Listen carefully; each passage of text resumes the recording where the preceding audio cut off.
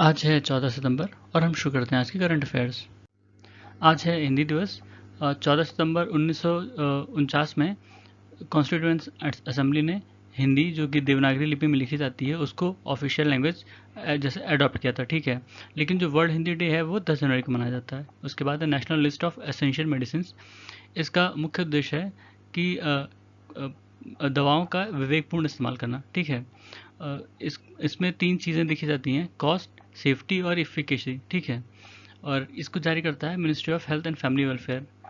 इसमें कई सारी दवाएं अभी रिसेंटली इसकी लिस्ट आई है, 384 दवाएं इंक्लूड की गई हैं इसमें, मतलब टोटल 384 हैं।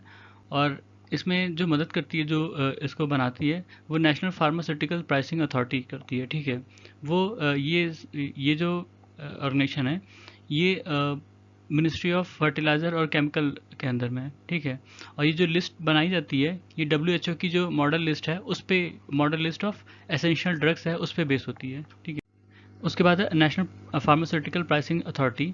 ये 1997 में बना था। ठीक है, ये department of pharmaceuticals, ministry of chemical fertiliser के अंतर्गत आती है। ठीक है, ये जो ड्रग की प्राइसेस होती है उनको रेगुलेट करती है, उनकी अवेलेबिलिटी और एक्सेसिबिलिटी को भी इंश्योर करती है। ठीक है, ताकि वो अफोर्डेबल प्राइसेस पे सबको मिल जाए। उसके बाद है बोर्ड ऑफ ट्रेड। ये 2019 में बना था। Council of trade development and promotion को मर्ज किया गया था बोर्ड ऑफ ट्रेड के साथ। ठीक है, बोर्ड ऑफ ट्रेड का जो मुख्य उद्देश्य है वो गवर्नमेंट को फॉरेन ट्रेड पॉलिसी पर एडवाइस करना है। ठीक है, और अभी इसकी मीटिंग हुई थी, इसमें फॉरेन ट्रेड पॉलिसी पर चर्चा हुई थी। फिर है विंडफॉल टैक्सेस। इसमें विंडफॉल क्या होता है ये देख लेते हैं। यूनाइटेड स्टेट की जो कांग्रेशनल रिसर्च सर्विस है वो कहती है, जब बिना किसी एफर्ट या एक्सपेंस के, मतलब बिना कुछ खर्चा किए, किसी को बिना कमाए अप्रत्याशित फ़ायदा हो, ठीक है, इनकम में, उसको विंडफॉल कहते हैं। अब इस जो फ़ायदे पे जो टैक्स पड़ता है उसी को विंडफॉल टैक्स कहते हैं। रिसेंटली चर्चा में आया है क्योंकि ऑयल प्राइसेस बहुत तेज़ बढ़ी हैं। ठीक है, जो यूक्रेन रशिया की लड़ाई चल रही है उसके कारण, और जो ऑयल कंपनीज थी उनको बहुत ज़्यादा फ़ायदा हुआ। ठीक है, अब इस कई सारे तर्क हैं कि इस टैक्स को क्यों लगाना चाहिए।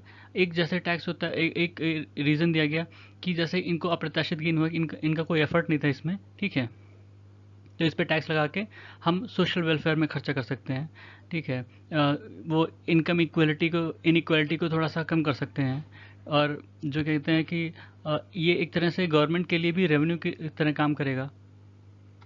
फिर कंट्री का जो ट्रेड डेफिसिट है वो भी थोड़ा सा कम होगा। फिर इसमें इश्यूज भी कुछ हैं, अनसर्टेनिटी का इशू है। मतलब जो इन्वेस्टर्स होते हैं मार्केट में, वो किसी भी सेक्टर में जब इन्वेस्ट करते हैं वो उसमें देखते हैं प्रोबेबिलिटी कितनी है प्रॉफिट की। ठीक है, अभी टैक्स नहीं पड़ रहा था इसमें, मतलब जो भी टैक्स होगा, अब वो इसके हिसाब से उन्होंने इन्वेस्ट किया। अब उनको मान लीजिए प्रॉफिट हुआ तो उस पर विंडफॉल टैक्स पड़ गया। अब वो सोचेंगे नया सेक्टर कोई ऐसा दूसरा हो तो उसमें क्यों इन्वेस्ट करें जब उसमें ऐसा टैक्स पड़ना है। और ये जो टैक्स हैं ये बैक डेटेड टैक्स हैं, रिट्रोस्पेक्टिव है, मतलब पीछे की डेट से लगेंगे जब से उनसे उन्हें प्रॉफिट हो रहा है। ठीक है, फिर ये एक तरह का पॉपुलिस्ट मेजर भी आ जाता है। और तीसरा रिस्क, मतलब जो ऑयल कंपनीज हैं उनको दोनों तरह से डील करना पड़ता है कि जब प्राइसेस कम होती हैं तो उन्हें नुकसान होता है, जब प्राइसेस बढ़ती हैं उनको फ़ायदा होता है। ठीक है, तो जब प्राइसेस कम हुई थी तो सरकार ने उनको नहीं दिया ना, अब लेकिन अब उनको फ़ायदा हो रहा है तो सरकार उनसे ले रही है। ठीक है, उसके बाद यही बात फंस जाती है कि किसको टैक्स करना चाहिए। अब जो ऑयल कंपनीज हैं, क्या सबको सारी कंपनियों पर टैक्स लगेगा, या जो सिर्फ प्रॉफिट कमा रही हैं ये, या फिर जो और भी सेक्टर हैं उनको भी टैक्स पड़ेगा कि नहीं पड़ेगा, सिर्फ ऑयल सेक्टर पे ही पड़ेगा। ठीक है, उसके बाद है अन्ना भाऊ साथे। अन्ना भाऊ साथे का असली नाम था तुकाराम भाऊराम साथे। ठीक है, ये सतारा डिस्ट्रिक्ट से आते थे। एक वाते गांव नाम का गांव था। ठीक है, मातांग कम्युनिटी से थे ये। ठीक है, और ये रशियन रिवोल्यूशन से काफ़ी प्रभावित थे और कम्युनिस्ट आइडियोलॉजी के थे और कम्युनिस्ट पार्टी ऑफ इंडिया के मेंबर थे। ये कुछ ऐसे सेलेक्टेड राइटर्स हैं, राइटर्स में रहे हैं जिनके जो मतलब लेख वगैरह हैं वो रशियन लैंग्वेज में भी ट्रांसलेट किए गए हैं। और इन्होंने एक संघ बनाया था, दलित युवक संघ। इसमें ये जो वर्कर्स प्रोटेस्ट और एजिटेशंस के लिए पोएम लिखते थे। ठीक है, और उसके बाद इन्होंने एक लिखा था, स्पेनिश पोवादा। उसके बाद इन्होंने अमर शेख और दत्ता गवाहकर के साथ मिलके लाल बावता काला पथक बनाया था। ये ऑर्गेनाइजेशन है कोई।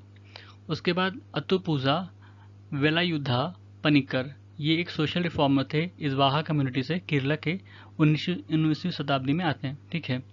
और इन्होंने जो अपर कास्ट का डोमिनेशन था वहाँ पे, उसको चैलेंज किया था, और वहाँ के जो पुरुष और महिलाएं हैं उनके जीवन में परिवर्तन लाया था। 1858 में एक एक स्ट्राइक हुई थी, अचिपुदवा समारम, ठीक है। ये अलापुजा में हुआ था, अलापुजा में हुआ था, और इसमें जो ऑप्रेस्ड सेक्शन की वुमेन है, उनको जो लोअर गारमेंट था वो घुटने से नीचे पहनने की आज़ादी दिलाई थी, मतलब वो पहले नहीं पहन सकती थी। ऐसे ही इथप्पू समारम था, उसमें भी स्ट्रगल था इसी बात का कि जो अपर बॉडी नहीं कवर करती हैं महिलाएं उस समय, मतलब उनको ऐसा रोक रोक था कि नहीं कवर करना है, ठीक है। तो उसके लिए इन्होंने संघर्ष किया और उनको इस बात पे मतलब आज़ादी दिलाई।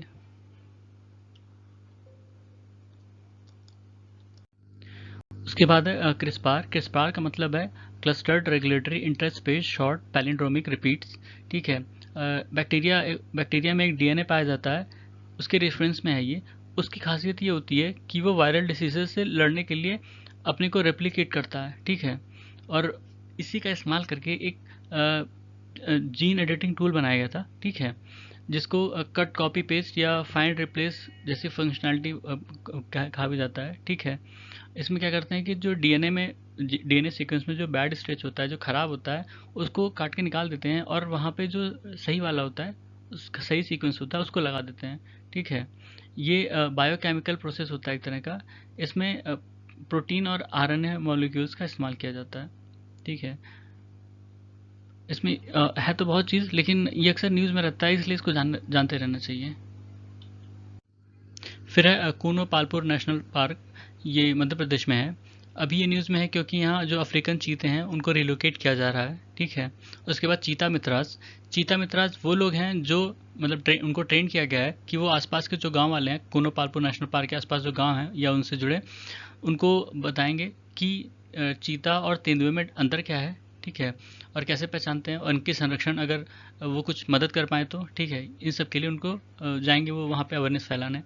उसके बाद जो अफ्रीकन चीता हैं वो वल्नरेबल कैटेगरी में है IUCN के, ठीक है। उसके बाद जापान इंडिया मैरीटाइम एक्सरसाइज 2022, जिसको जिमेक्स कहते हैं, ये बे ऑफ बंगाल में हुआ था। उसके बाद एक्सरसाइज काकाडू, ये रॉयल ऑस्ट्रेलियन नेवी ने होस्ट किया है ऑस्ट्रेलिया में। तो ये थे आज के हमारे करंट अफेयर्स। सुनने के लिए धन्यवाद।